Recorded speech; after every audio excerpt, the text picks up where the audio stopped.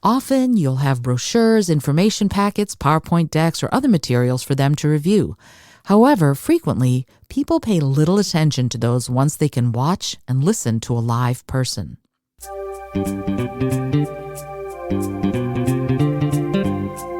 Hello and welcome to the Innovative Mindset Podcast. I'm your host, Isolde Trachtenberg. On the show, I interview peak-performing world changers in the creative, social impact, and earth conservation spaces. If you like what you hear on this episode, you're going to want to check out the bonus mini episode you can access if you become a member of my coffee club. If you do, you'll get access to bonus episodes, new art, new writing, and other fun benefits at buymeacoffee.com/IsoldeT. See the show notes for more details. And now, let's get on with the show.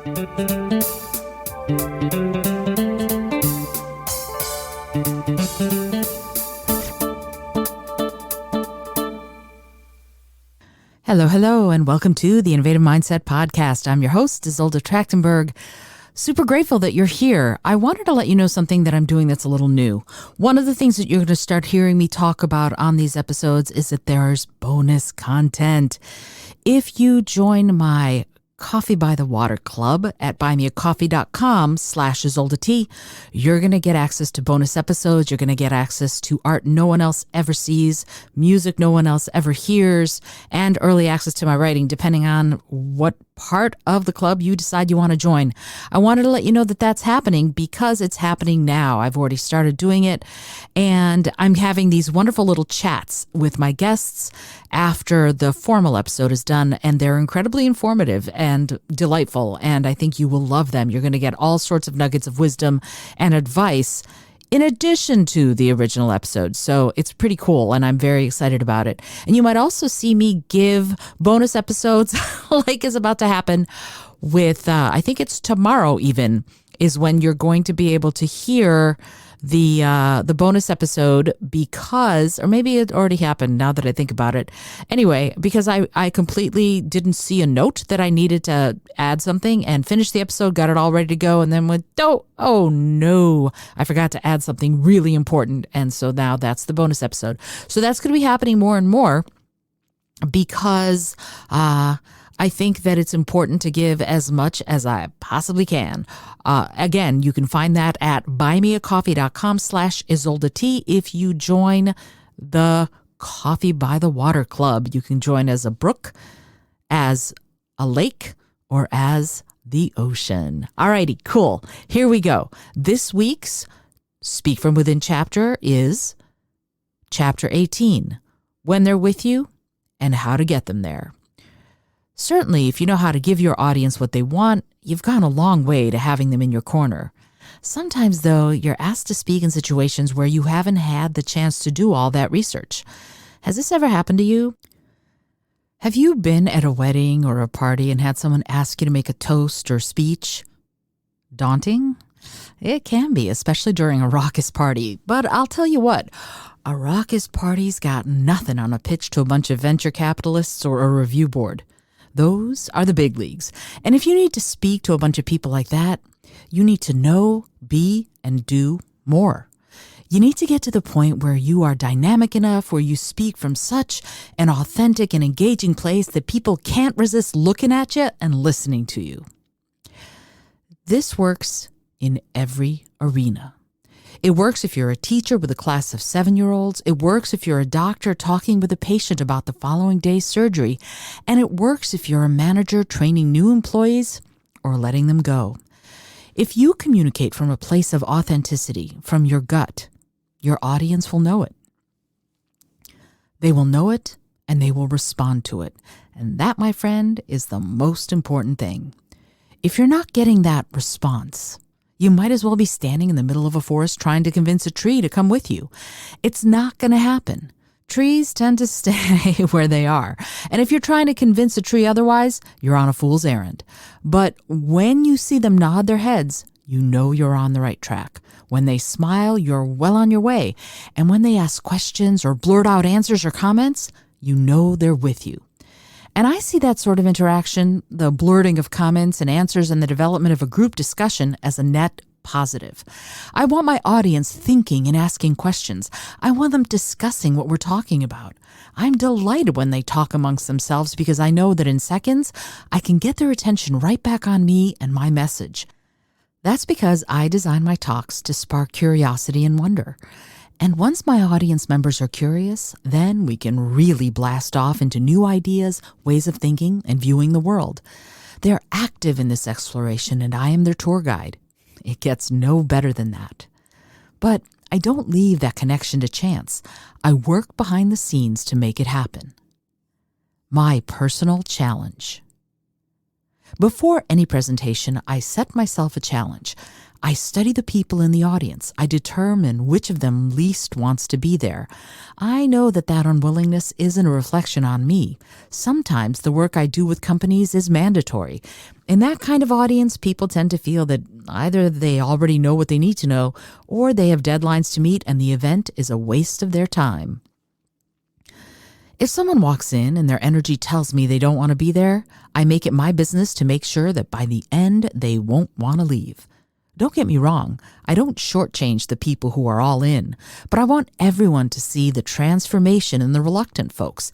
If they're vocal in their reluctance at the beginning, I might even nudge them a little and ask them to comment on their about face toward the end. I want all of us to know how a simple talk can change lives. And if they see that during my presentation, they will be more likely to believe it can happen when they present. Opportunity to help.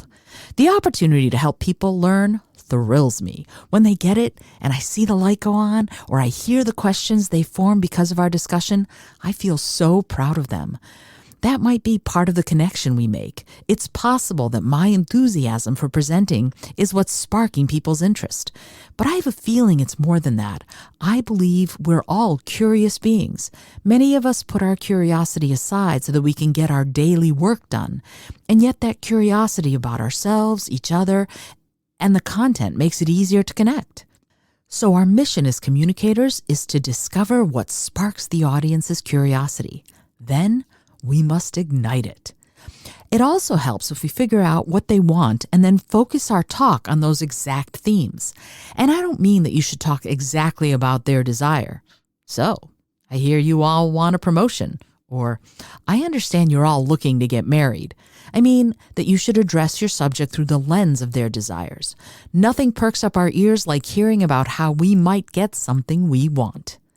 This is another instance where doing your research is absolutely necessary. If you're addressing a group of sales reps, you might look into the problems they face as they do their jobs. What would they most like to address? And how can your presentation alleviate some of those issues? For example, if their customers are leaving their brick and mortar locations to do business online, a presentation that focuses on providing a personalized and customized touch would be more effective than one that focuses on all the things that the internet can do for us. On the other hand, if these are people who work mainly online, then you want to look at how the internet can help them thrive. Tailor what you say and how you say it to what they most need to hear, and you will be golden. If you can work on their problems and desires as part of your communication with them, if you focused your presentation on building trust, you'll go a long way towards helping them engage with you. The same goes for your interactions in interviews. If you're applying for a job, they're going to ask you all sorts of questions about your experience and your background. You can expect that. However, you can tailor your answers to address what your potential bosses most need to be done. Remember, we are all in the business of solving other people's problems. So if you know that what they most need is a creative thinker who can operate outside any box, you will answer those questions from that perspective and through that lens. I hope this makes sense because we can no longer afford to tell clients only what we know how to do. We must communicate to them that what we know will benefit them. Again, I'm not saying you should ever lie. If you can refocus what you communicate through the lens of what they most need, you won't have to lie. You will be telling the whole truth only through a specific filter. And since this filter addresses what they need, it'll be to everyone's benefit. Staying present, physically, mentally, and vocally. In any of these situations, remember to keep your voice resonant. Keep your breathing deep and slow, even if you're excited. Let other clues show your excitement. Lean forward, widen your eyes, and let your body language communicate your enthusiasm. Regardless of how excited you are on the outside, stay calm and alert on the inside. Your calm yet alert status will keep your voice from rising and from sounding strained, reedy, or thin. It may sound contradictory, but you can be calm and excited. There's a difference between excited and nervous. The former is ebullient, the latter is anxious. Ebullience will heighten the energy in the space. The anxiety will darken it. Whether you're presenting to a group, going on an interview, or speaking to a packed house, you can apply the above techniques in any speaking situation. They work particularly well when you're presenting to groups or facilitating any sort of workshop. Often, you'll have brochures, information packets, PowerPoint decks, or other materials for them to review. However, frequently, people pay little attention to those once they can watch and listen to a live person. Regardless of the information you're presenting, your audience will want to hear and see you more than they pay attention to any of those supplemental items. After all, you're live and in person. That beats paper or a PowerPoint deck any day of the week. In this way, you're the star of the show, regardless of the information you want to convey. Some of the workshops I facilitate have no visual aids. They work better if I don't use them. Sometimes I do need to use them, and I'm happy to do it if the need arises. But again, don't use them as a crutch. Use them as a supplement, as the icing on top of a delicious cake. You might be asking yourself, but what about if you have a whole bunch of data to show? And what if the data isn't the most exciting in the world? These are excellent questions. Here are some things to ask yourself as you develop your talk and presentation. What about the data is compelling? What story does it tell? How can you make that story relevant to the people listening? What message do you want them to hear? Let's say you're standing in front of a lot of people to talk about the rainfall numbers in the Pacific Northwest of the USA. On the surface, it might not seem like a scintillating topic until you think about the data in a different way. Idaho, Washington, and Colorado all grow the bulk of potatoes in the USA, and we all know what that means. People like me need potatoes badly. We need them because we need French fries, and if we don't have appropriate rainfall to grow lots of potatoes, the French fry eaters might be brokenhearted. So if I had to talk about rainfall in the Pacific Northwest, my first words wouldn't be, "I'm here to talk to you about rainfall in Idaho." My first words would be, "Who here likes French fries?" I guarantee a lot of hands will go up, and then you've got 'em. I hope you've enjoyed today's episode of the audiobook of Speak From Within. One of the things that I didn't mention earlier is that these episodes will leave the podcast once I have read all of the chapters. And we're getting close. This is chapter 18 this week. And then I just really have chapter 19 and 20, and then the book is done. And the reason I'm saying that is that right now you can listen to each episode on the show totally for free. Just start at the beginning, go in order, and you're good to go. However, once I finish the book, I'm going to be stripping these episodes into the audiobook, and the audiobook is only going to be available on my website, izoldat.com. So I want to let you know that it's not a forever thing, this set of audio podcasts. It's going to be an audiobook, and it's going to be only available on my website. So I want you to know now that if you want to listen to it all for free, then hit the podcast up and listen to everything.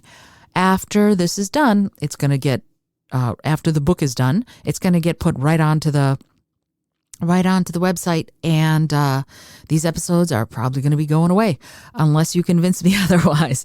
And likely it's going to be one of those things where if you are a member of my Coffee by the Water Club, you will have access to all of the audio files ad nauseum, right? Forever and ever, or ad infinitum, I guess you should say, not ad nauseum.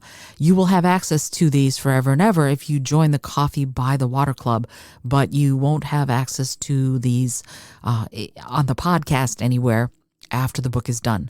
So I hope you enjoyed it. I would love it if you would join the Coffee by the Ocean Club and support the show and support the other artistic, creative, and activist endeavors that I have going on and the upcoming Creative Earthlings. I'm so excited about this. It's going to be so cool. I can't wait to share all of that with you. That's going to be happening probably this summer. There's a lot to do before then, but I'm super, super, super excited about it and can't wait to share about that. Until next time, though, please remember to be bold, be creative, and most of all, be kind.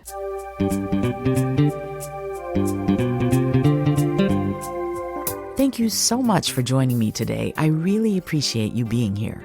Please subscribe to the podcast if you're new, and it would mean the world to me if you told a friend about it. Today's episode was produced by Isolde Trachtenberg and is copyright 2022. As always, please remember this is for educational and entertainment purposes only. Past performance does not guarantee future results, although we can always hope. Until next time, remember to be bold, be creative, and most of all, be kind.